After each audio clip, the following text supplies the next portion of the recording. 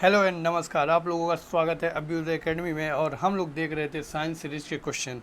और ये question important होंगे बहुत सारे एग्जामों के लिए। तो चलिए देखते हैं आज का 12वां सीरीज। तो आज का पहला क्वेश्चन है, निम्नलिखित में से किस कोशिकांग को कोशिका का प्रोटीन कारखाना कहा जाता है? तो किस कोशिकांग को कोशिका का प्रोटीन कारखाना कहा जाता है, यानी प्रोटीन फैक्ट्री कहते हैं किसको? तो इसमें देते हैं हरित लवक है, लाइसोजोम्स है, राइबोसोम्स है, माइटोकॉन्ड्रिया है। तो चार चीज़ दिया है, तो इसमें से एक बताना है हम लोगों को। तो किसको कहा जाता है प्रोटीन फैक्ट्री, यानी प्रोटीन का कारखाना? तो देखते हैं वन बाय वन करके।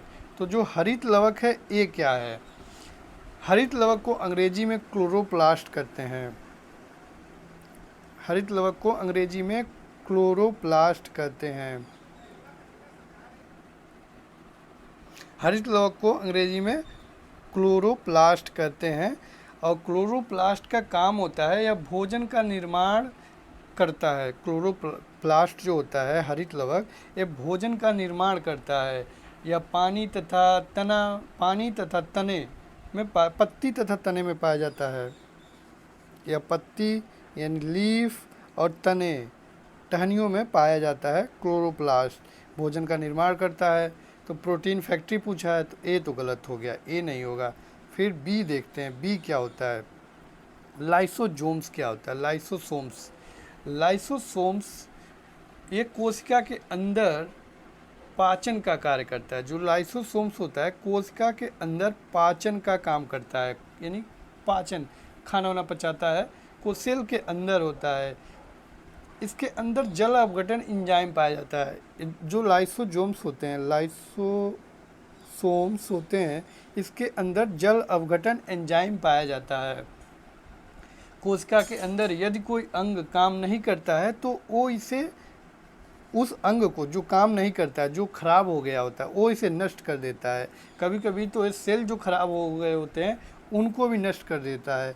तो इसे अंग्रेजी में सुसाइडल बैग या आत्महत्या की थैली, एटम बम भी कहते हैं। आरबीसी में लाइसोजोम्स नहीं पाए जाते हैं। और इसका खोज लाइसोजोम्स का खोज डी डूबे ने किया था। अगला देखते हैं क्या है? माइटोकॉन्ड्रिया को power house of the cells कहते हैं।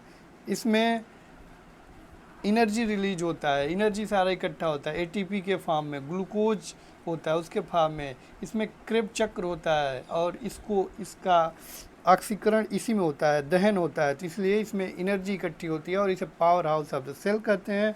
और इसका खोज एल्टमैन ने किया था। बचा एक लाइसोसोम्स।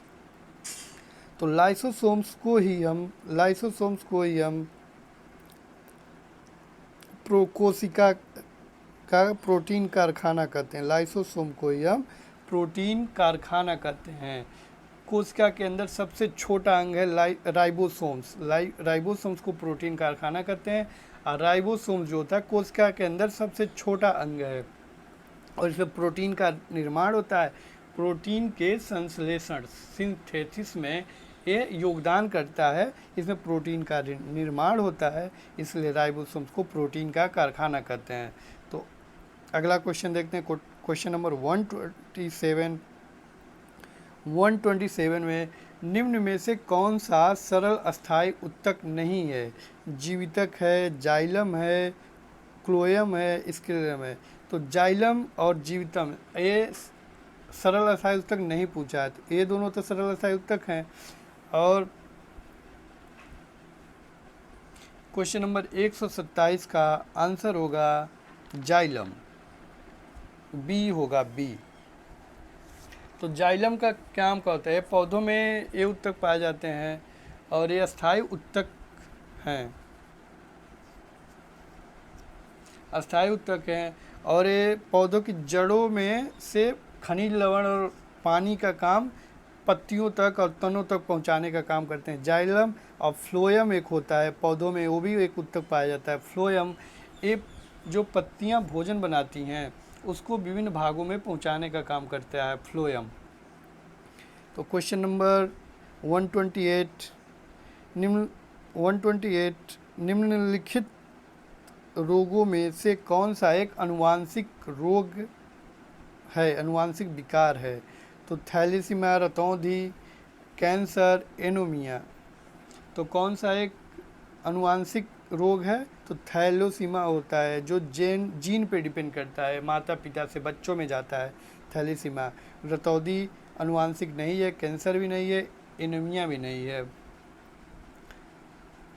क्वेश्चन नंबर 128 देखते हैं, निम्नलिखित में कौन सा जीव बहुखंडन द्वारा प्रजनन करता है? तो बहुखंडन द्वारा प्रोटोजोआ संघ के जो जीव होते हैं वो प्रजनन करते हैं बहुखंडन द्वारा, ये प्लाज्मोडियम होते हैं। बहुखंडन विधि भी एक अलैंगिक प्रजनन के अंतर्गत आता है, तो ये सी होगा, प्लाज्मोडियम।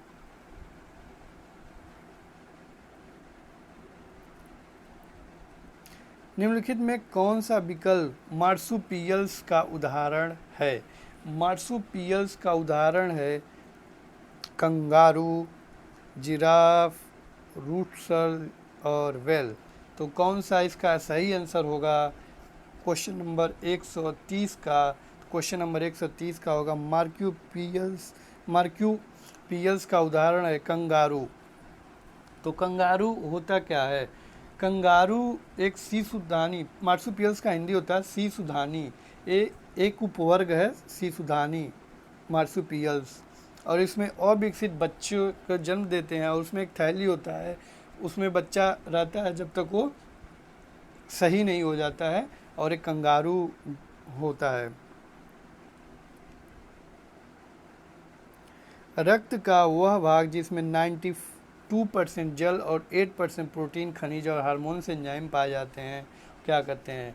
जो प्लाज्मा होता है, प्लाज्मा पीले रंग का आधारभूत साफ चिपचिपा एवं ट्रांसपेरेंट पारदर्शी ब्लड का 60% भाग अकेले प्लाज्मा का होता है। अब प्लाज्मा में 92% जल और 8% प्रोटीन, खनिज आदि पाए जाते हैं, तो इसका होगा ऑप्शन डी सही हो जाएगा। क्वेश्चन नंबर 132 देखते हैं, निम्नलिखित में से छोड़े गए श्वास में शामिल होता है हाइड्रोजन, जलवाष्प, सीलियम, नाइट्रोजन। तो छोड़े गए श्वास में क्या शामिल होता है? नाइट्रोजन गैस छोड़े गए श्वास में शामिल होता है। लंग्स का काम क्या होता है? वायु से शरीर के अंदर, वायु को जब शरीर के अंदर खींचते हैं तो ऑक्सीजन उपलब्ध कराना होता है लंग्स का काम, तथा इससे जो ऑक्सीजन को सेल्स के विभिन्न भागों में पहुंचाता है, और जब ये रिलीज करते हैं तो कार्बन डाइऑक्साइड एग्जिट होता है, और छोड़े गए श्वास में नाइट्रोजन भी रहता है। क्वेश्चन नंबर 133, रेटिना का वह क्षेत्र जहां दृष्टि सर्वाधिक होती है कहलाता है? कचाप पिंड, अंध क्षेत्र नहीं, क्लोराइड नहीं, गर्तिका कहलाती है। रेटिना का वह क्षेत्र जहाँ दृष्टि सर्वाधिक होती है वह गर्तिका कहलाती है। ऑप्शन सी सही हो जाएगा 133 का। 134 देखते हैं, मांसपेशियों को हड्डियों से कौन सा जोड़ता है? उपास्थि जोड़ती है, सिरा जोड़ता है, स्नायुबंध जोड़ता है, आरोलर जोड़ता है। एक क्वेश्चन मैं पहले ही बता चुका हूँ, तो इसका आंसर होगा जो सिरा होता है मांसपेशियों को हड्डियों से जोड़ता है, या उपास्थियों से, सिरा जो उपास्थियों को हड्डियों को उपास्थियों से जोड़ता है, और जो उपास्थि होती है मांसपेशियों को मांसपेशियों से जोड़ती है। सिरा में लचीलापन होता है और संकुचन भी होता है, यह संयोजी उत्तक है।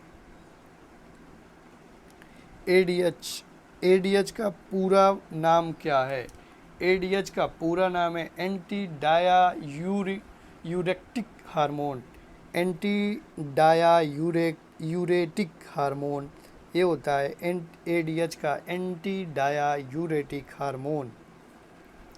अब एंटी डायायूरेटिक हार्मोन का शरीर में क्या काम है? तो गुर्दे द्वारा जो शरीर में पानी की मात्रा को कंट्रोल करता है, जो शरीर में एंटीडाया जो हार्मोन होता है गुर्दे द्वारा जो शरीर में पानी की मात्रा को कंट्रोल करता है। एंटीडाया को वैसोप्रेसिन भी कहते हैं या मस्तिष्क के हाइपोथैलेमस द्वारा बनाया गया हार्मोन है जो पिट्यूटरी ग्लैंड संग्रहित करता है। पिट्यूटरी ग्लैंड को मास्टर ग्लैंड कहते हैं, शरीर का सबसे छोटा ग्लैंड होता है, ग्लैंड में ग्रंथि होती है। क्वेश्चन नंबर 136 देखते हैं, शुक्राणुओं का निर्माण कहाँ होता है? तो शुक्राणु का निर्माण होता है मूत्रवाहिनी, प्रोस्टेट ग्रंथि, अंडकोशी थैली या वृषण। तो वृषण में होता है शुक्राणुओं का निर्माण।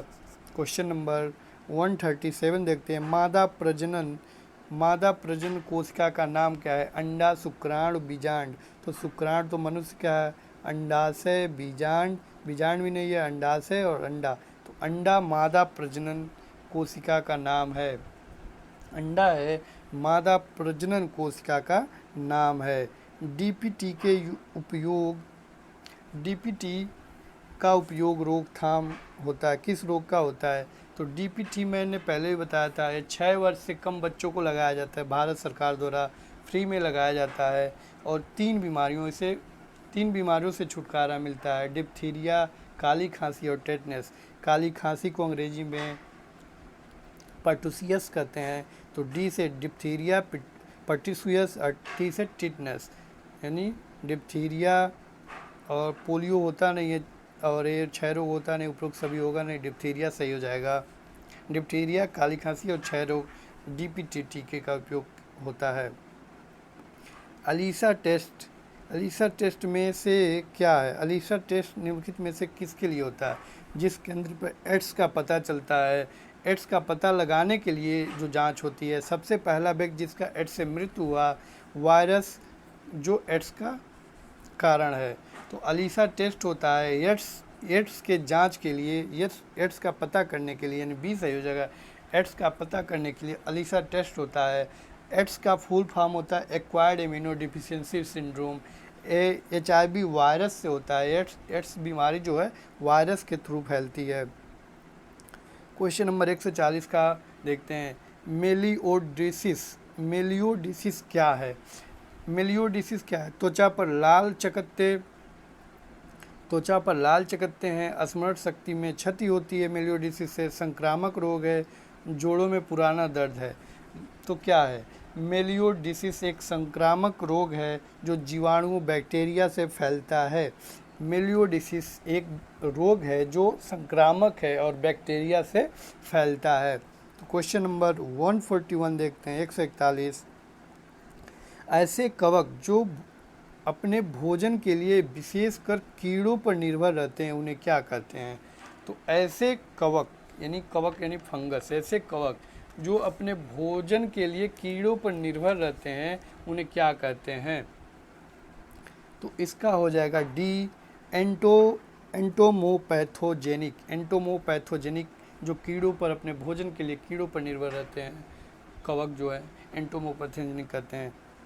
क्वेश्चन नंबर 142, आवृतबीजी के प्रजनन अंग स्थित हैं। आवृतबीजी पौधे हैं, उनके प्रजनन अंग कहाँ स्थित हैं? तनों में होते हैं, जड़ों में होते हैं, पत्तियों में होते हैं, पुष्पों में होते हैं। तो आवृतबीजी पौधे के प्रजनन अंग पुष्पों में स्थित होते हैं। इसमें जो बीज पाए जाते हैं फलों के अंदर पाए जाते हैं। ठीक है, फलों के अंदर पाए जाते हैं बीज इसके आवृतबीजी पौधे। झाड़ियाँ हो गया, ट्री हो गया, ये शाख होते हैं। क्वेश्चन नंबर 143, निम्नलिखित में से किस प्रक्रिया में ऊष्मीय ऊर्जा उत्पन्न होती है? तो किस में उत्पन्न होती है ऊष्मीय ऊर्जा? श्वसन, उत्सर्जन, पाचन, परिसंचरण। तो श्वसन में ऊष्मीय ऊर्जा उत्पन्न होती है। श्वसन प्रोसेस ऑक्सीडेशन के कारण होता है, ऑक्सीकरण होता है। पौधों में पाए जाने वाले विभिन्न जीवित जटिल कार्बनों को छोटे छोटे सिंपल में तोड़ देते हैं और कार्बन डाइऑक्साइड H2O में फ्री कर देते हैं, जिससे उसमें ऊर्जा निकलती है और कार्बन डाइऑक्साइड जल फ्री होता है जटिल कार्बन के से। क्वेश्चन नंबर 144, वह पौधा जो कायिक प्रवर्धन द्वारा नहीं बढ़ता है, वह पौधा जो कायिक प्रवर्धन जिसका कलम लगाते हैं, कलम आप लोगों ने सुना होगा, तो कलम किसका किसका लगा सकते हैं। वह पौधा कायिक प्रवर्धन ये भी होता है कि उसके बीज को छोड़कर उसके तने से, उसके जड़ से, उसके पत्ते से दूसरे पौधे उगा सकते हैं उसी समूह के, तो उसे कायिक प्रवर्धन कहते हैं। तो केला के जड़ या छोटे पौधे से उगा सकते हैं, गुलाब उगा सकते हैं, तने से उगा सकते हैं, नारंगी भी तने से उगा सकते हैं, बीज को छोड़कर। पपीता को केवल बीज से उगाते हैं। तो ये है कायिक प्रवर्धन, ये नहीं बढ़ाता है, कायिक प्रवर्धन नहीं बढ़ाया जा सकता पपीता को। निम्नलिखित में कौन सा घ्राण सूचक ओलाफैक्टरी इंडिकेटर है। पत्ता गोभी का रस है या फिनाल्थेनिक है, लिटमस पेपर है और वनीला है। तो इसके अंतर्गत जो ओलाफैक्टरी घ्राण सूचक होते हैं, घ्राण सूचक इंडिकेटर या ओलाफैक्टरी इंडिकेटर, तो ये होते हैं वनीला में होता है। ओलाफैक्टरी इंडिकेटर का काम क्या है। ओलाफैक्टरी इंडिकेटर वह सब्सटेंस है जो whose smell varies depending on weather, जो वीदर के कंडीशन पे उसका स्मेल डिपेंड करता हो। ओलाफैक्टरी एक ऐसा इंडिकेटर सूचक है जो वीदर के कंडीशन पे उसका स्मेल डिपेंड, उसका जो उसमें स्मेल गंध डिपेंड करता हो जी, उसमें मिक्स्ड एसिडिक या बेसिक सॉल्यूशन हो। तो वनीला है उसमें ये सही है, वनीला ऑप्शन। इसमें अगर वनीला को ओनियन मिलाया जाए तो डिफरेंट खुशबू आएगी, और लवंग में मिलाया जाए तो डिफरेंट खुशबू आएगी लवंग के तेल में। तो वनीला है घ्राण सूचक ओलाफैक्टरी। किसने सर्वप्रथम पेसमेकर का आविष्कार किया था। John Hobbs, R Dickel, Christiaan Barnard, Virginia Apgar. तो पेसमेकर का आविष्कार किए थे जॉन अलेक्जेंडर होब्स। यह दिल की धड़कन को नियंत्रित करता है। जिसके दिल की धड़कन का चिकित्सा इलाज चल रहा हो, दिल के मांसपेशियों में खिंचाव हो, तो मांसपेशियों के संपर्क में पेसमेकर को लगा देते हैं और इलेक्ट्रोड द्वारा विद्युत आवेश से यह काम करता है। ठीक है। बर्जियम एप्पर जो होते हैं ये अपगौर सर स्कोर के प्रसूति विज्ञान के अंतर्गत है। क्रिस्टिना बार्नर्ड पहला मानव हृदय प्रत्यारोपण किए हैं। ये जो हैं क्रिस्टिना बार्नर्ड हैं, पहला मानव हृदय ट्रांसप्लांट प्रत्यारोपण यही करी थी क्रिस्टिना बार्नर्ड। ठीक है। अब नेक्स्ट क्वेश्चन देखते हैं, question number 137। Doctor Salim Moizuddin Ali Abdul किसके लिए प्रसिद्ध हैं। पक्षी विज्ञान, वकीली, शल्य चिकित्सा, कंप्यूटर विज्ञान। तो सलीम अली ये पक्षी विज्ञान के लिए फेमस है। सलीम अली।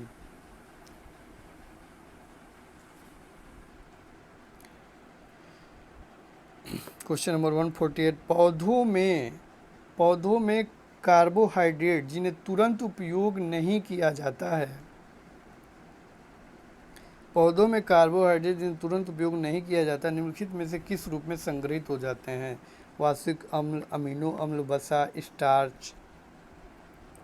तो जिन्हें तुरंत संग्रहित नहीं, जो कार्बोहाइड्रेट तुरंत यूज में नहीं आते हैं, वो स्टार्च के रूप में संग्रहित हो जाते हैं। अब ये देखिए बहुत सही क्वेश्चन है। Question number 149। मोटापे के नापने की निम्नलिखित में से किसका उपयोग किया जाता है। BMI का उपयोग किया जाता है मोटापे की नापी। BMI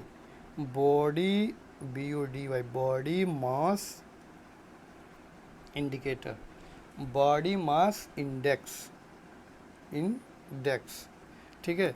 बॉडी मास इंडेक्स क्या होता है। अब BMI निकालते कैसे हैं? BMI इक्वल टू होता है, जो हाइट होता है, हाइट मनुष्य का हाइट, उसका स्क्वायर अब बटे में वेट से भाग देते हैं, शरीर के भार से भाग देते हैं। अगर BMI की वैल्यू 20 से कम आई, ठीक है, BMI की वैल्यू लेस देन 20 आई तो कम वजन का है, और 20 से 25 के बीच में आई तो स्वस्थ है, और 26 से 30 के बीच में आई तो ज़्यादा वजनी है, और 40 के करीब आई तो मोटापा है, मोटापा। तो BMI से यूज करते हैं। और क्वेश्चन नंबर 150 देखते हैं। निम्नलिखित का मिलान करिए, ठीक है, निम्नलिखित का मिलान करिए। त्वचा, त्वचा एक का बी होगा, त्वचा स्ट्रेटिफाइड स्क्वेमस इपिथेलियम त्वचा होता है। उपास्थि, उपास्थि क्या होती है? उपास्थि जोड़ों की सतह पे स्ट्रेटेड मांसपेशियाँ, दो का डी स्ट्रेटेड मांस उपास्थि होती हैं जो सिरे मांसपेशियों को हड्डियों से जोड़ती हैं, उपास्थि होती है, या हाँ या हड्डियों को हड्डियों से जोड़ती उपास्थि होती है। एक का बी, दो का डी, तीन का सी। कंकाली मांसपेशियाँ क्या होती हैं? कंकाली मांसपेशियाँ क्या होती है? स्ट्रेटेड मांसपेशियाँ होती हैं, स्ट्रेटेड मांसपेशियाँ होती हैं। उपास्थि जोड़ों की सतह होती है। और चौथे का ये सब क्यूटेनियस परत होता है, वह सी अम्ल होता है। क्वेश्चन नंबर 150 का सी ऑप्शन सही हो जाएगा।